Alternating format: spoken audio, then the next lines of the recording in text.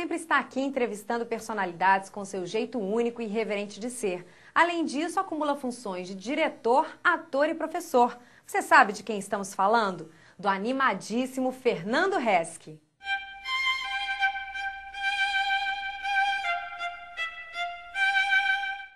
Ele faz teatro, cinema, televisão, apresenta eventos e ainda dá aula de interpretação. Bem, muitos atores no Brasil têm esses atributos no seu currículo. Mas eu estou falando de alguém que você conhece muito bem. Alguém bem próximo de todos nós. Estou falando de Fernando Reschi. Oi, Fernando. Oi, Grace. É um prazer recebê-la na minha casa, na minha mansão aqui em Copacabana. Mas é difícil dar entrevista, né? É difícil estar desse lado daí, né? É mais fácil entrevistar. Mas você sabe que vocês me fizeram um grande favor, porque tem esse acervo de fotografias. A gente, quando começa a mexer nesse acervo, tem um pouco de dor, de sentimento, tristeza, pessoas que já foram, né? E alegrias também.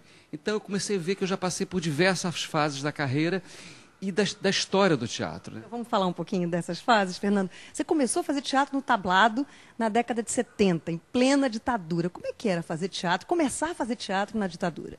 Olha, era muito complicado porque eu ia fazer o curso no tablado, no Jardim Botânico, e havia aquela incerteza ali perto do Palácio. Eu morava em Laranjeiras, ali no Palácio justamente de Laranjeiras. Ali o meu pai me esperava na esquina com medo, que tinha que voltar de ônibus, né? Então naquela volta era muito perigoso, ali ficava fechado, cercado, morava bem próximo. Então havia uma inquietude na gente, né? Como jovem ainda, né? E participante, né? Comecei a participar dos movimentos, da cultura. A profissão estava sendo formada, ainda não existia antes, né? Artista não existia. Nós éramos fichados na polícia, né? Na Serviço de Segurança Pública. Eu tenho até uma carteirinha até hoje. Não era regulamentada? Não era regulamentada. Então, a partir daí, fomos a Brasília. Eu fui um dos que foi a Brasília, nós fomos de ônibus, um grupo foi de avião, tinha um movimento na Cinelândia, a gente chegava lá e chegava. Aí, a partir do tablado, eu comecei com inquietude, fui chamado para inaugurar o Teatro Princesa Isabel com peças infantis, ao lado de Pernambuco de Oliveira, dirigindo, Orlando Miranda, que está hoje, até hoje, vivo, graças a Deus. E, a partir daí, veio todo esse movimento de Roda Viva, né? De Zé Celso Martins Correia, Chico Buarque de Holanda.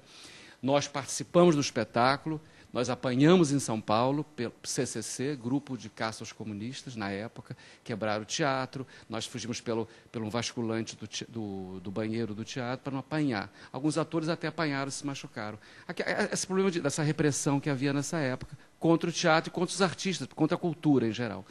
E por aí fui andando na minha carreira, fui para aqui, fui para ali. Aí eu fiquei sabendo do teste de Hair, fui para São Paulo, então eu me aventurei e passei no teste de Hair, a peça polêmica, né, sobre os hippies da época, o primeiro nu em teatro. Eu estava ao lado de Sônia Braga, Armando Bogo, Darcy Balabanian, Neuza Borges, tantos mais. Então sempre eu participei desse movimento de peças polêmicas. Depois começaram as comédias musicais. Porque você sabe também, você sabe bem a parte artística como é que é. Eles te veem de uma maneira, não te veem de várias maneiras, né, o artista. Você faz um personagem, você fica fixo. Aí acharam que era um grande ator de comédia musical. A partir do Hair que abriu, que eu comecei a saber, eu aprendi 3 meses com Mário Cagdali dançar, a cantar com Cláudio Petraglia, que era diretor musical. Então isso deu um embasamento para a gente de cantar e dançar. E tirei esse ranço de ficar com medo de subir no palco para cantar e dançar. A gente fica com medo, às vezes, né, de não saber. O artista faz tudo, né? O ator consegue fazer tudo. E a partir daí vieram os musicais. Hair, eu fiz Promise, Vitor Berbaro, ao lado de Jardel Filho, Rosemary. Aí veio o Violinista no Telhado, que é um marco na minha vida, né, e para todos nós. Eu fui também, me apresentei, eu estava no Teatro Ginástico fazendo Promise, e veio toda aquela equipe americana assistir. E me destacaram.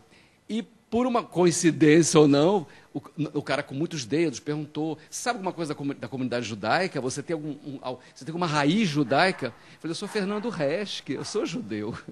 Poxa, isso não é que tenha que ser judeu para fazer o Violinista no Telhado, mas já sendo, aí mandaram... O que você fez no Violinista? Eu era o Mótro Alfaiate, o segundo papel, né? Ganhei os prêmios de São Paulo, melhor ator coadjuvante. Fernanda, aproveitando esse gancho, o que você fez de teatro na comunidade? Na comunidade eu fiz pouco. Eu não cheguei a pegar o tique, eu fui convidado, mas eu estava trabalhando em outras companhias na época e eu não pude aceitar. Realmente, a Fanny Tchaikovsky, obrigado, tomara que volte. Felipe Wagner, me chamaram. Eu fui a uma reunião na Hebraica, mas eu estava fazendo um espetáculo, ia viajar na época, na ocasião, então eu tive que não pude aceitar a oferta, que foi uma pena. Espero que volte, né? Eu sei que sua casa é o teatro, Fernando, mas você fez também algumas coisas de televisão, você fez Carga Pesada, você fez Sítio, entre outras coisas. O que você acha dessa experiência da televisão? Fiz novela também, fiz alguns personagens de novela, fiz Uma Rosa com Amor, participei da uma fase da Moreninha, eu fui com o saudoso Eval Rossano. Depois também nós temos Livre para Voar, já falei, né? Fiz programas de humor com o Chico Anísio, fiz bastante. Cheguei a fazer... Mas humor é um traço forte seu, né? Pois é, eu achava que não tinha graça nenhuma, mas eu acho que eu tenho uma queda. Até hoje estou descobrindo. Eu reclamo, porque as matérias sérias vêm todas para mim, as de humor vão todas para ele. Por que será, né, Fernando? Mas você sabe que eu acho mais difícil fazer humor, né? Muito mais difícil. Porque a gente ensaia um mês, 40 dias, aquela piada é certa. Mas você cruzou a perna, estão rindo da cruzada da perna. Você preparou toda aquela piada e uma bobagem, botar a mão no rosto, estão rindo. Fernando, agora vamos falar de cinema um pouquinho. O que você acha do cinema? Como é que foi o cinema na tua vida? O que mais te marcou? Olha, o cinema começou por acaso. Eu estava fazendo Roda Viva quando o meu primeiro filme, eu não devo ter nem imagem mais para mostrar, Na Onda do Iê, Iê, Iê. Foi o produtor V, o Jabas Barbosa, que é irmão do Chacrinha, né? Do falecido Chacrinha, e alguém da produção, a Oliose, foi assistir, e me chamaram para fazer Na Onda do Iê, Iê, que era com Vanderlei Cardoso. Eu tinha uma turma de jovens, né? Fomos gravar em direção Daniel Filho.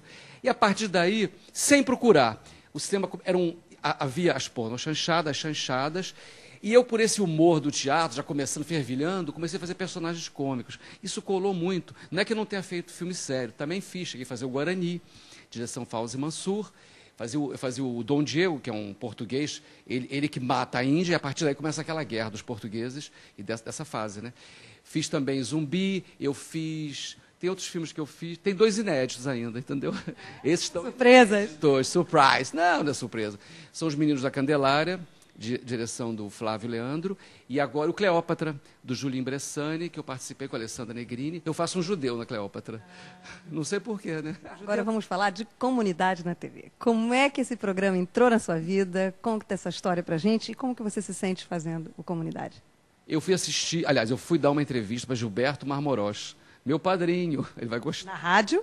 Na Rádio Federal, né? Na Relógio Federal ainda. Deve lembrar, na Presidente Vargas. Eu fazia com ele. Você fazia com ele. Eu queria ir, não queria ir. Poxa, de noite ali na Presidente Vargas, e tinha menos perigo na época. E ele me levou de carro, trouxe. E a partir daí, começou esse namoro. A partir do Ronaldo Gomlefs, que eu entrei no programa. Realmente agradeço também ao Ronaldo por ter me dado essa oportunidade. E me mandou assistir na reunião do CIB. Né? A reunião de pauta era no CIB, a primeira vez.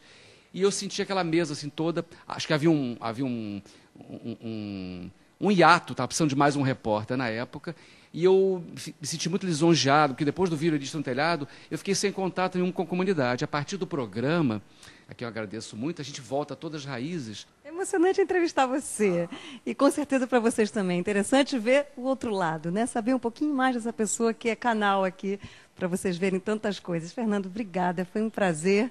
Gostoso entrevistar você. Um beijo.